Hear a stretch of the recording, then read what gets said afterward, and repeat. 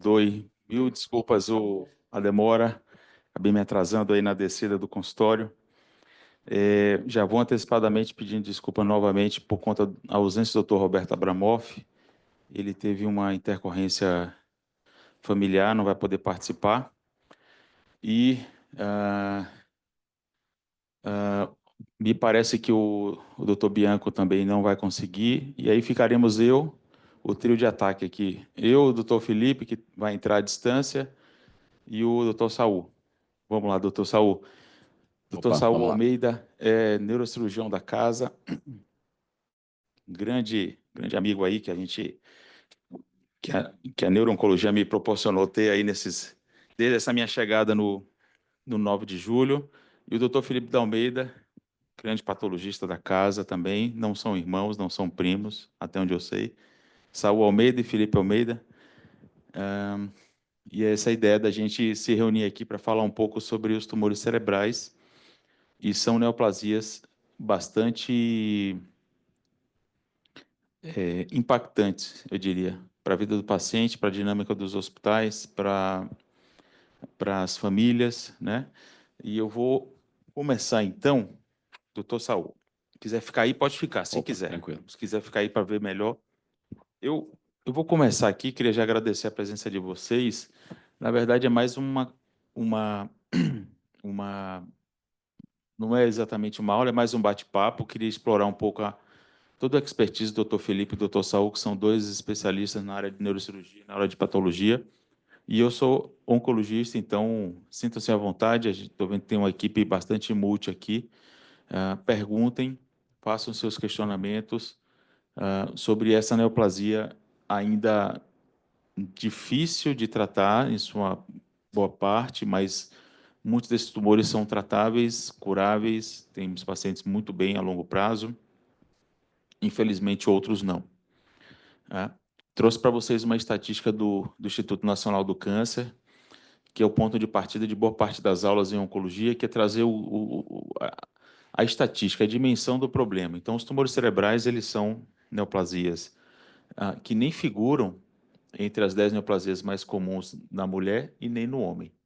Já começa por aqui, que é uma doença mais rara, mais incomum, que traz aí alguns desafios, inclusive diagnósticos, por conta de não existência de uma ressonância de alta resolução em muitos lugares mais distantes, mas, de uma forma geral, é algo que pode ser feito nos grandes centros e mesmo em cidades mais afastadas. Vale a pena trazer também que, apesar de os tumores primários cerebrais não estarem figurando aqui entre os neoplasias mais comuns, né, Saul, a metástase de qualquer um desses sítios aqui acaba sendo o dia a dia de vocês e nosso também da oncologia. Então, a maioria dos tumores no cérebro não é primário do cérebro, mas no cérebro, não é do cérebro, mas no cérebro. É uma metástase.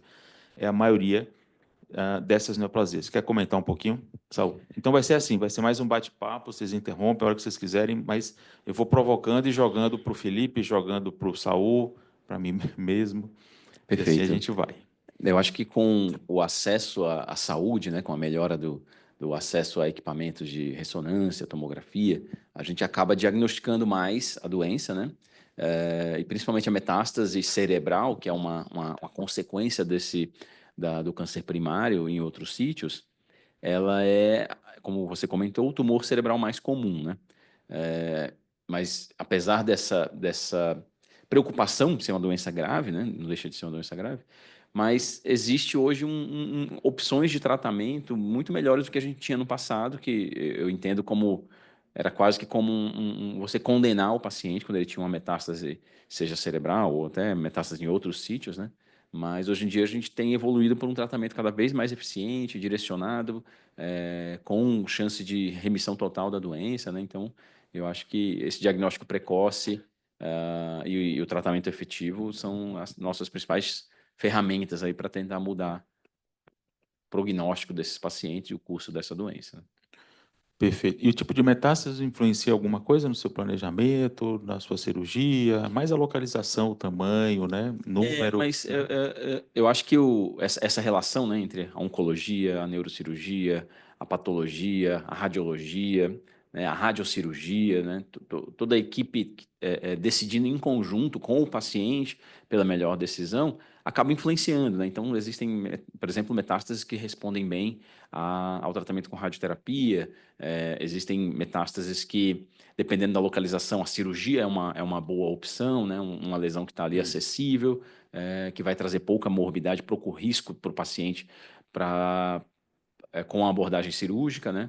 E existem lesões, por exemplo, múltiplas, lesões pequenas, que podem se beneficiar, por exemplo, da radiocirurgia ou do tratamento sistêmico, e essa decisão ela é conjunta, né? Tem que ser feito como é feito E aqui, só né? com Em tratamento discussões. sistêmico acaba nem precisando operar, né, Saul? Exatamente, exatamente. Então, eu acho que a decisão sobre operar ou não, ela não é mais do neurocirurgião, né? Nunca deveria ter sido exclusiva do neurocirurgião e acho que cada vez mais tem sido uma Uhum. decisão em conjunta, né? Esse é um Então, ponto extremamente importante, porque hoje os pacientes com meta cerebral não necessariamente precisam da neurocirurgia. Os sim, tratamentos que a gente dá, eles penetram bem a barreira hematocefálica e exato, geram uma resposta muitas vezes muito alta, na casa dos exato. 80% algumas vezes. Então, 80% dos tumores com aquela determinada medicação, às vezes é por pílula, respondem, e diminuem a ponto de desaparecer e não precisar de nenhuma intervenção, né? Sim, vale lembrar, né, que a cirurgia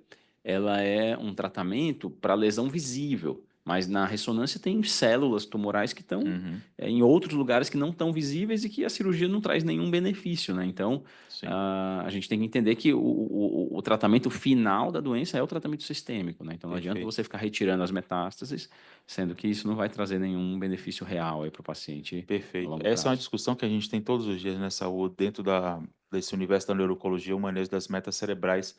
Mas quando a gente chega para os primários, que esse é um grande foco também para a gente recai, né, Felipe, dentro dessa classificação aqui, que é uma classificação da Organização Mundial de Saúde, que gerou colocou de pernas para o ar toda essa classificação historicamente utilizada. Então, hoje, tumor cerebral primário ele deve seguir um fluxograma de classificação que obedece não só características, obviamente, fenotípicas, radiológicas, isso tudo é muito importante, mas, sobremaneira, questões moleculares. Então, ter o patologista aqui no 9 a gente tem, na rede DAS a gente tem, tudo para fazer um bom manejo desses pacientes com tumores cerebrais primários, desde uma excelente radiologia, excelentes neurocirurgiões, uma equipe de oncologia e um time de patologia representado pelo Felipe, de primeiríssima mão, e com capacidade de fazer esses testes moleculares, né, Felipe?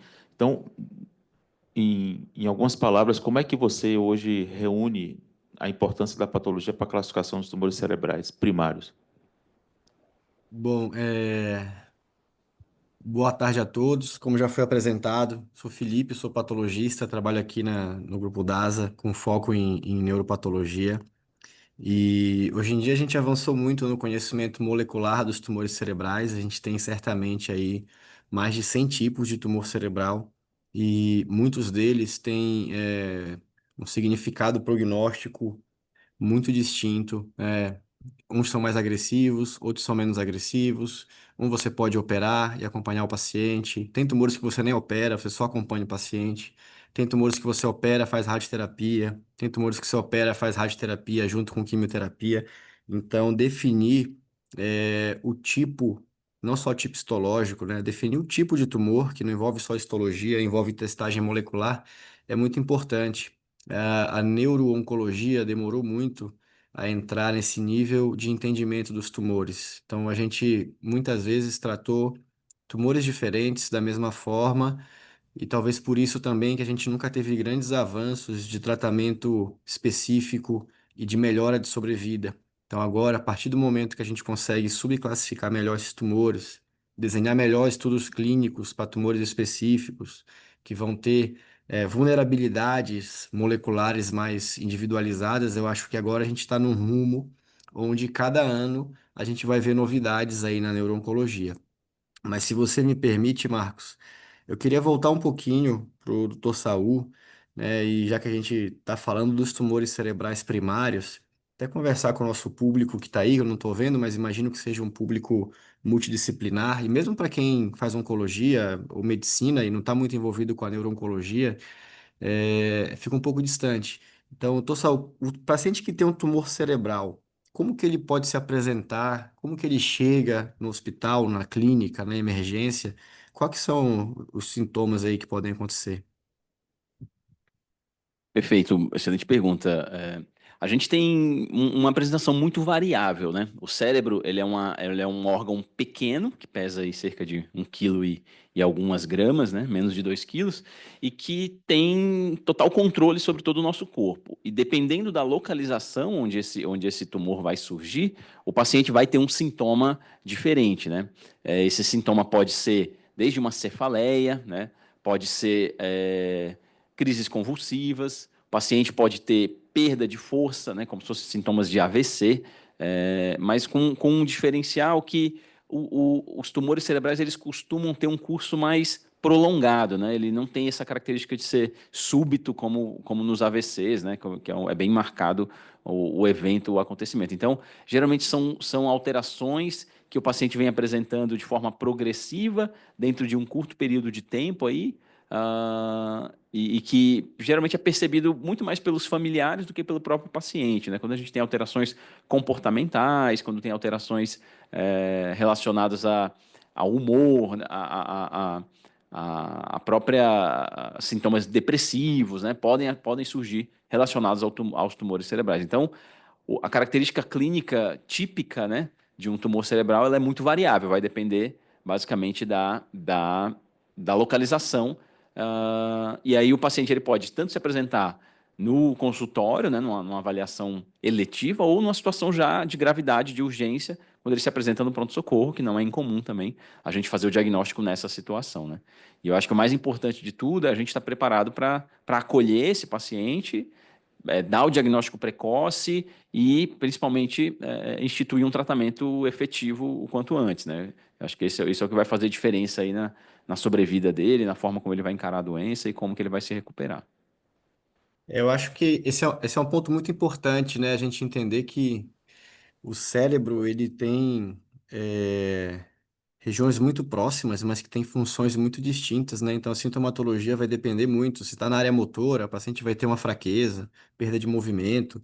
Na área da visão, vai ter dificuldade visual. No cerebelo, ele vai ter perda de equilíbrio. Então, é muito variável, assim, a quantidade de sintomas que esse paciente pode ter, né?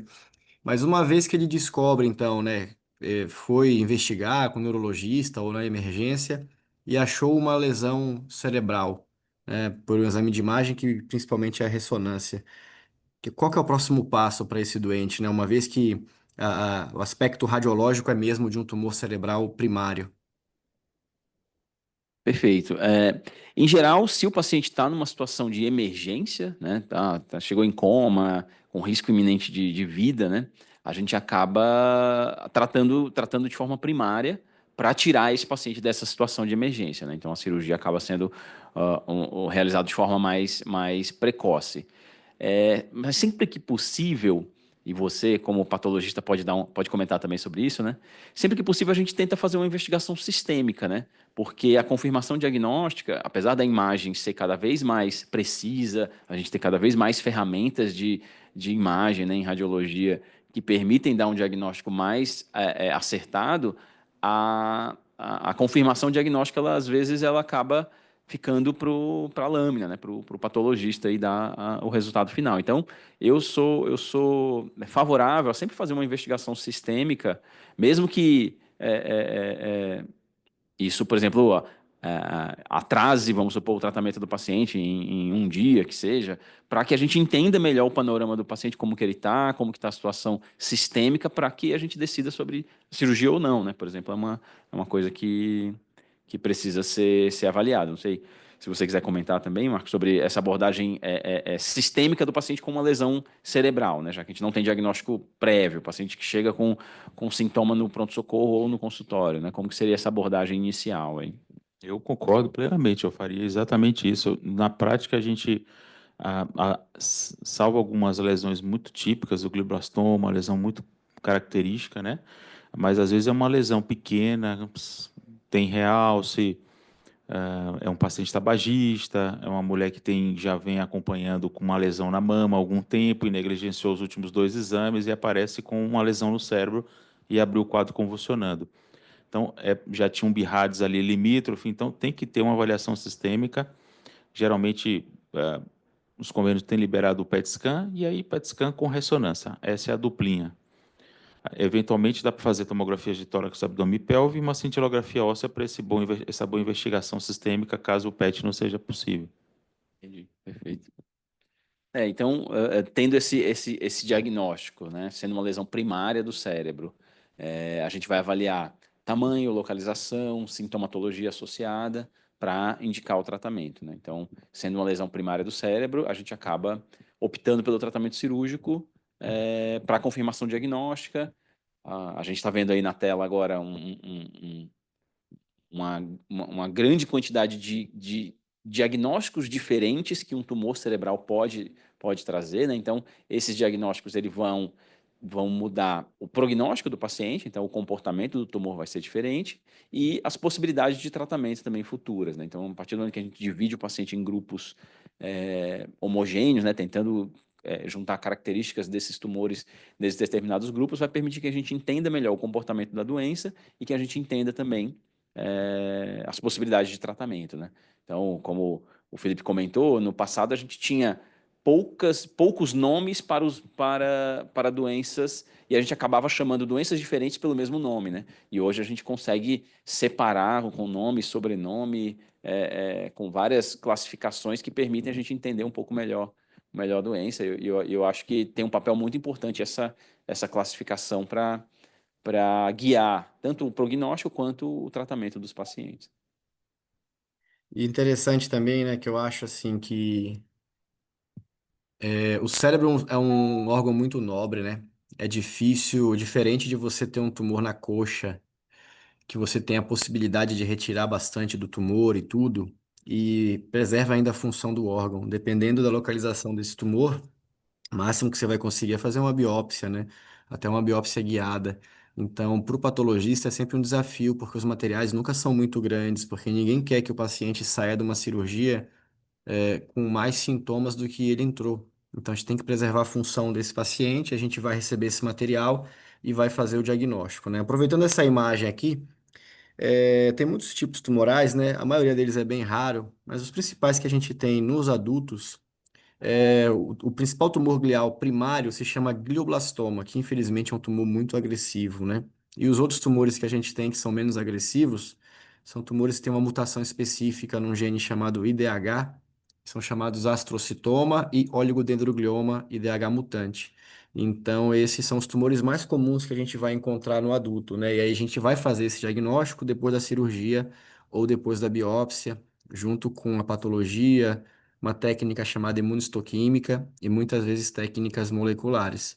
E é aí que esse paciente volta para o Saul e vai passar com o Marcos também, e vai passar com um colega da radioterapia, enfim, aí o Marcos pode comentar, né, quais os próximos passos para esse paciente que tem um tumor cerebral, que é operado, e o que que faz agora, né? Espera, acompanha, para onde que ele vai?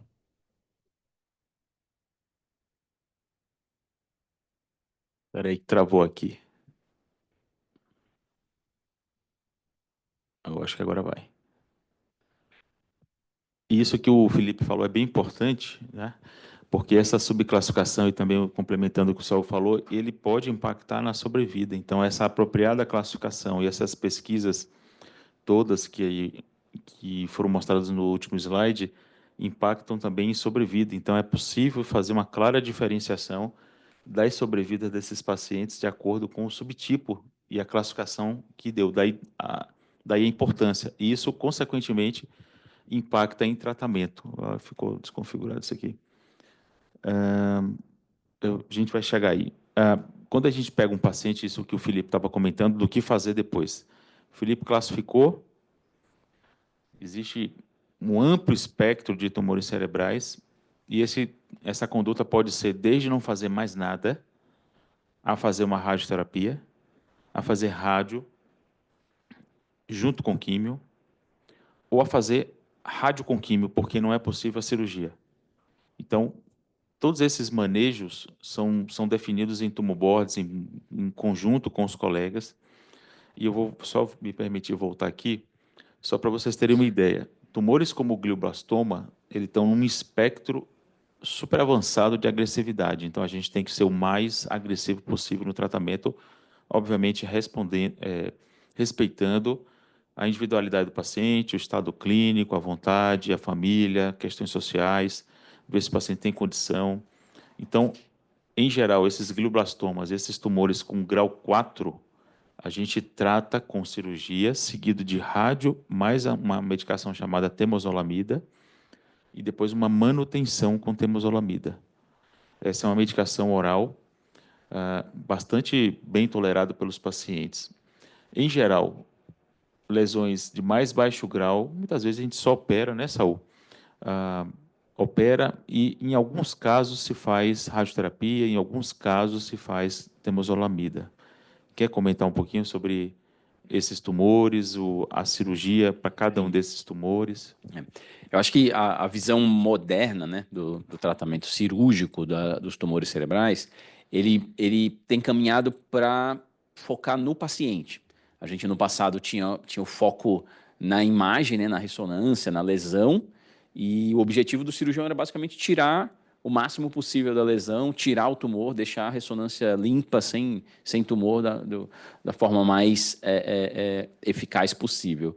E o que a gente viu ao longo do tempo é que esse objetivo, ele em algumas situações acabava prejudicando o paciente, né? Você tentar retirar, fazer uma ressecação completa da lesão, você pode aumentar a morbidade, aumentar a chance desse paciente ter uma sequela, e isso vai impactar no resultado da recuperação dele, do tratamento dele, né? Se o paciente que sai de um tratamento cirúrgico com uma sequela neurológica grave, ele acaba às vezes ele nem vai ser candidato a um tratamento complementar, né, devido à gravidade do quadro clínico que ele fica no pós-operatório. Então, hoje, a gente tem uma visão muito mais focada no paciente, né? O objetivo é que o paciente saia da cirurgia como ele entrou, ele saia sem novos déficits, que você não acrescente morbidade ali para aquele quadro.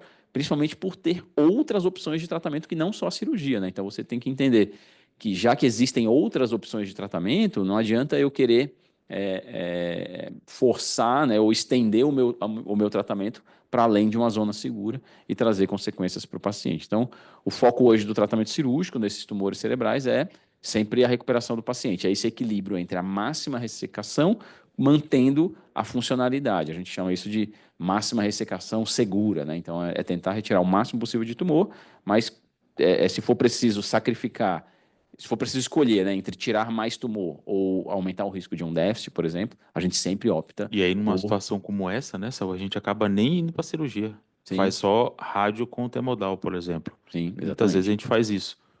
Exatamente. Então, é importante ter essa visão, né? E eu acho que a gente tem caminhado para o entendimento que é uma doença sistêmica, né? Uma doença, apesar de ser um tumor primário do cérebro, ele não está localizado somente naquela região ali. No passado, realizavam cirurgia, por exemplo, de lobectomia. Você tirava todo o lobo acometido por um tumor e depois de um tempo o tumor surgia no outro hemisfério, surgia em outro lugar.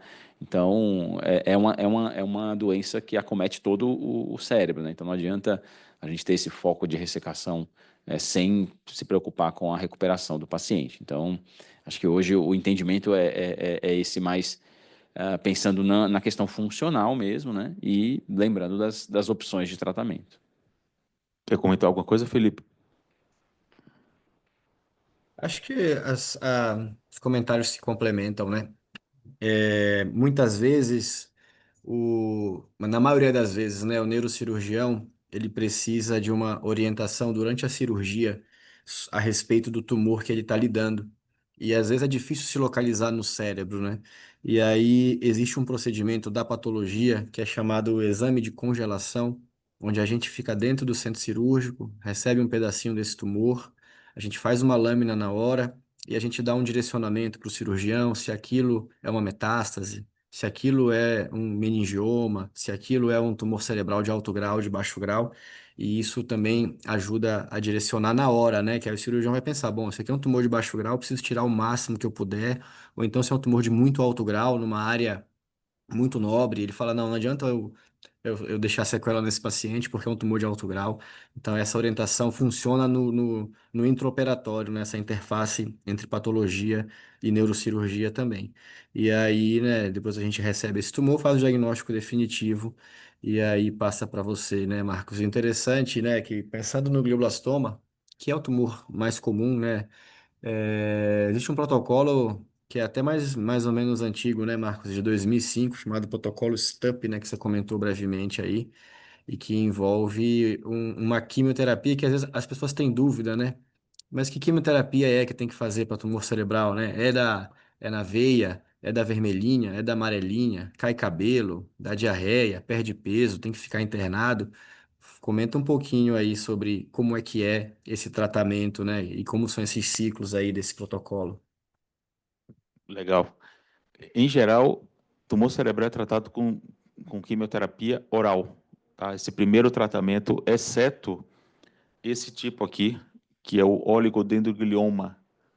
Esse é um tumor que é um pouco mais comum, e que a gente acaba tratando com quimioterapia venosa. Então, o paciente opera, algumas vezes faz rádio e também a quimioterapia venosa com um esquema chamado PCV. Não sei se vocês já ouviram falar. Mas esses tumores, em geral, são tratados com a temozolomida na ausência do PCV. Alguns componentes desse esquema PCV, cada letrinha dessa é uma químio, e alguns desses componentes se encontram em falta no Brasil. E aí a gente acaba tratando com a temozolomida mesmo tumores oligodendrogliais, mesmo tumores da linhagem astrocítica. A gente acaba dando temozolomida como um substituto para para esses pacientes para tratar de forma concomitante à rádio ou adjuvante depois da cirurgia, por exemplo. Então, geralmente os gliomas de baixo grau, totalmente ressecáveis. A gente muitas vezes opera se saiu tudo, eventualmente faz uma rádio, muito raramente faz uma quimioterapia, muito raramente, mesmo temozolomida. E para os tumores de mais alto grau, são esses mais graves, grau 3, grau 4, certamente ele vai ganhar o combo completo: cirurgia, rádio com quimioterapia, e depois é uma rádio diária, a pílula é tomada diariamente também. Acaba a fase de radioquimioterapia, o paciente faz 6 meses de tratamento oral com a pílula. Não é um tratamento tão curto, é mais prolongado, mas o paciente tolera relativamente bem. E a fase de quimioterapia venosa, quando disponível, a gente faz também. A venosa a gente usa quando lá na frente, depois de ter feito esse protocolo STOP que o P. Felipe mencionou, que é a temozolomida dentro desse arcabouço de tratamento, quando ele falha, aí a gente tem que ir para medicamentos venosos à base de Avastin. Não sei se vocês também já ouviram falar, provavelmente sim. Algum comentário, gente?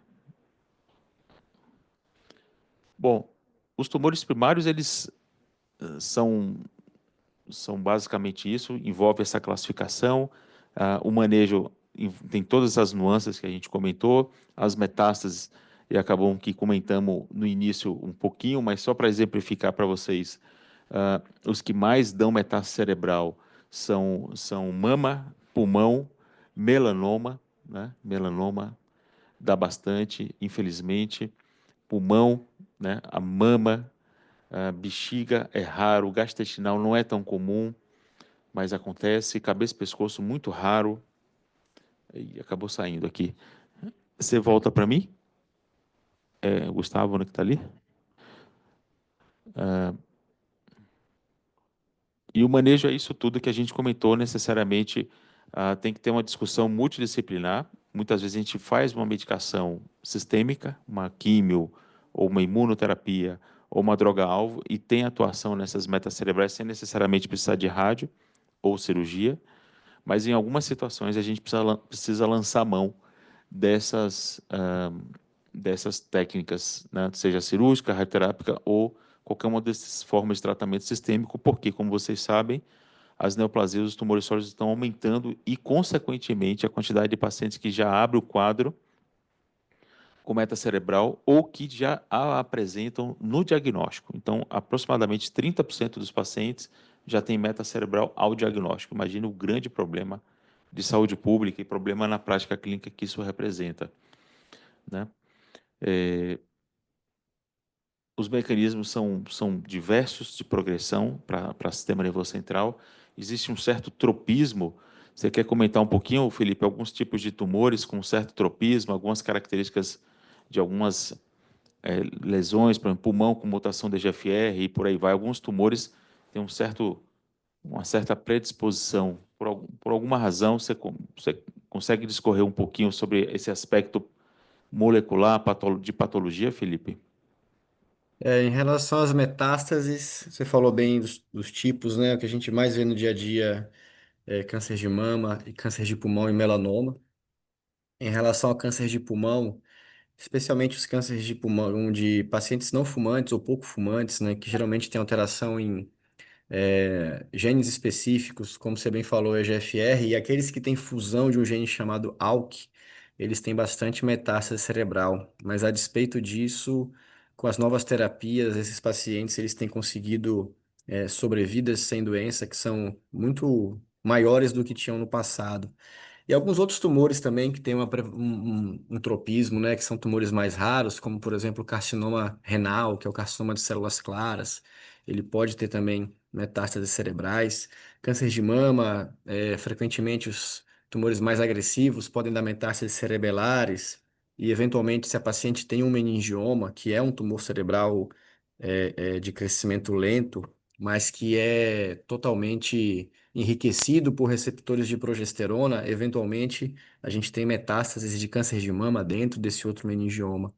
Então, são alguns tipos tumorais, né, que tem esse tropismo. E o melanoma, porque o melanócito, ele é uma célula que é neuroectodérmica, ele tem essa similaridade embriológica com o sistema nervoso, então ele facilmente consegue circular e se depositar também, e às vezes múltiplas metástases cerebrais, né? Mas da mesma forma que o câncer de pulmão, melanoma metastático, que há uns 10, 15 anos era sinônimo de óbito em 6 meses. Hoje, esse paciente tem acesso à imunoterapia, à terapia-alvo. São pacientes que hoje em dia se fala até mesmo em cura para alguns casos de melanoma, uma coisa que era impensável, né, há alguns anos atrás. Legal. Aí, aqui, só para exemplificar para vocês, ó, são casos de um paciente em vida real, tá vendo? Com meta cerebral, tratado com imunoterapia, e esse paciente não precisou de cirurgia nem de rádio, as lesões responderam com a imunoterapia. Então, o mesmo acontece com drogas-alvo. Então, essas drogas anti-EGFR, anti-ALK, anti-HER2, é muito possível haver esse tipo de fenômeno sem necessidade, né, Saul, da abordagem cirúrgica, e aí fica para uma situação de mais refratariedade ou, eventualmente, irradia, faz uma radionecrose, precisa abordar para ter certeza se aquilo é efeito actínico ou é uma progressão. Então, são todas essas novas nuances do tratamento do paciente com um câncer no cérebro, que pode ser primário ou metastático. Então, acho que a gente já está finalizando aqui, são todas informações que eu acho que dá para a gente passar, também diz respeito a mais ou menos a mesma coisa. E só para finalizar, mesmo para a doença metastática no cérebro, a gente precisa testar, né, Felipe, esses alvos agnósticos. Alvo agnóstico, quer explicar um pouquinho, Felipe, do que significa e qual que pode ser o impacto para esses pacientes com meta cerebral? É que ao longo da oncologia, né, historicamente, você sempre desenha os tratamentos de acordo com o órgão daquele tumor. Então, você tem tratamentos que são para câncer do intestino, para câncer do pulmão, para câncer da mama, para câncer do estômago. Só que hoje em dia, como a gente conhece alterações em genes específicos, às vezes você tem tumores de órgãos diferentes que têm a mesma alteração molecular.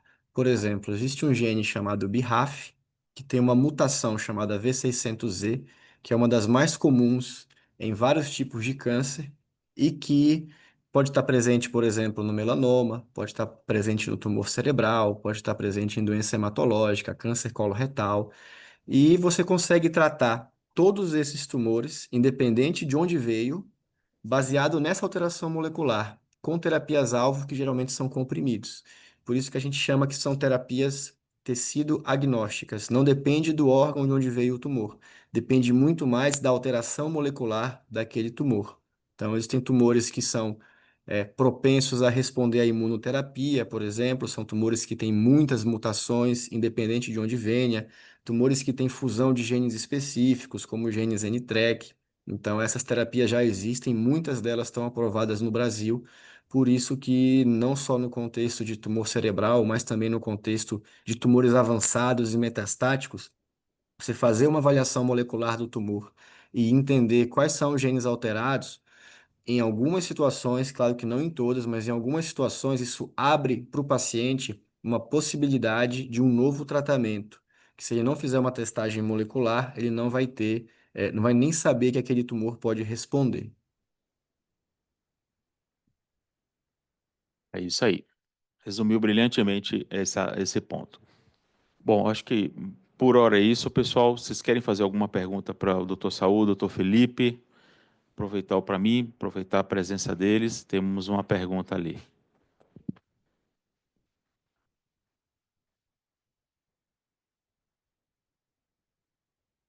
Boa tarde, eu sou a Aline, sou enfermeira da navegação.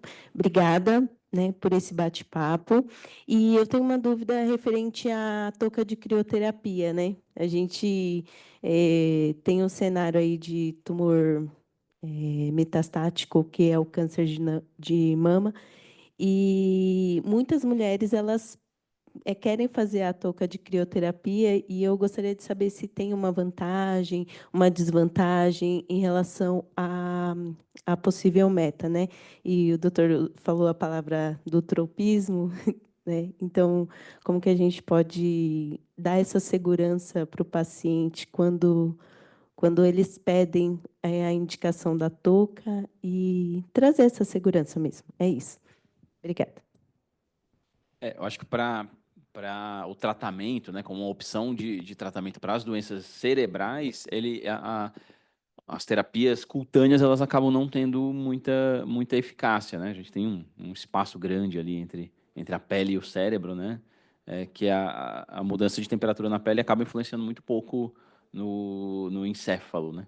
Então, geralmente, a gente usa para tratamento mais tópico, né? Local, né? Redução de risco de queda de cabelo, enfim, outras complicações relacionadas ao tratamento, mas não tem eficácia na questão intracraniana, né? Na parte dentro do cérebro, aí a gente acaba não indicando, né? Mas é mais pensando nas consequências do tratamento sistêmico do que para o tratamento da doença em si. A touca tem essa função em câncer de mama, né, em várias neoplasias que tem um protocolo que são causadores de alopécia, de prevenção, como o Felipe falou, de ocorrência de metacerebral, não. Agora, um fenômeno interessante é que já foi reportado o caso de metástases cutâneas em pacientes, metástase no couro cabeludo, em pacientes que fizeram a crioterapia. Então, isso tem reportado na literatura. Então, acaba gerando uma vasoconstricção na região do couro cabeludo. Consequentemente, o folículo se preserva e não tem alopécia. Porém, a quimio não chega onde eventualmente uma célula também possa ter chegado e que vai causar uma disseminação no couro cabeludo daquela doença. Melanoma, eu já vi isso acontecer, e câncer de mama, eu já vi isso acontecer. E esôfago também, que é outra neoplasia muito chata, muito traiçoeira. Pode dar umas metástases, às vezes, para a ponta do dedo, pulmão para a ponta do dedo, por exemplo, acrometástase e metástase em couro cabeludo. Então, às vezes, a touca previne a chegada do quimioterápico e, consequentemente, a ação, e ali acaba crescendo uma meta cutânea, né? Então, tem essa particularidade ali da touca, mas intracraniano não, para fora tem esse dissabor, digamos assim, esse inconveniente da disseminação. Não é nem disseminação, mas ele, em casos muito isolados, assim, é tão raro que chega a ser um objeto de relato na literatura quando tem o crescimento de uma meta em uma área em paciente que fez touca, né? Isso é muito, muito, muito raro. Mas eu já vi acontecer, infelizmente. Era mais ou menos isso que você queria saber? Na superfície, pronto. Então, resolvido, respondido. Claudinha, nossa super Nutri. Boa tarde. A minha pergunta é na questão da cirurgia desses tumores ressecáveis e que não tem uma indicação para um tratamento complementar. E aí, o que define a questão do acompanhamento desse paciente na sequência, se é muito do perfil, se é algo protocolar, ou se também vai da característica histológica, o quanto isso vai definir aí quando esse paciente vai ter que acompanhar e monitorar. Perfeito. O tratamento cirúrgico, ele sempre, né, quando a gente pensa em tumores cerebrais, neoplasias, né, ele sempre vai precisar ser complementado. Ele só não vai ser complementado em duas situações. Ou quando o paciente está muito grave, então você operou um tumor, que o paciente ficou numa situação clínica muito grave, debilitado, acamado, não deambula, né? Que você não vai acrescentar benefício trazendo uma terapia adicional. Então, fazer quimio e radioterapia num paciente que já está né, um quadro clínico neurológico muito grave, você não vai trazer benefício e vai piorar esses últimos meses ou semanas que o paciente pode ter aí de sobrevida. Ou quando é uma doença, por exemplo, de um comportamento um pouco mais lento, né? Um glioma de baixo grau, que em alguns casos a gente pode optar por não tratar inicialmente. A gente acompanha com imagem seriada, avaliação neurológica seriada, e caso o tumor ele mude o comportamento ou ele recorra, né, ele volte a aparecer ali no local, a gente pode ou operar novamente ou indicar um tratamento complementar. Então a gente só não trata com tratamento complementar quando é muito grave ou quando é muito uma doença que tem uma progressão lenta, né? Ou quando o Dr. Felipe muda a classificação para a gente através de um teste chamado MethylBrain.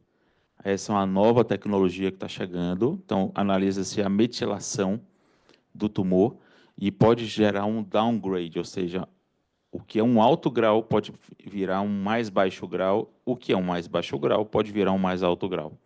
Não é isso, doutor Felipe?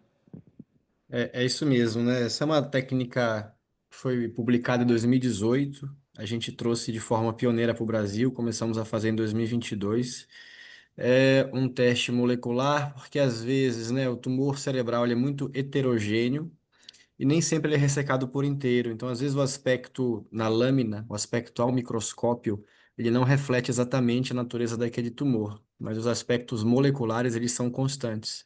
Então, através da investigação desse perfil epigenético, a gente consegue garantir se um tumor é de alto ou baixo grau e fazer o tratamento adequado ou deixar de fazer um tratamento inadequado.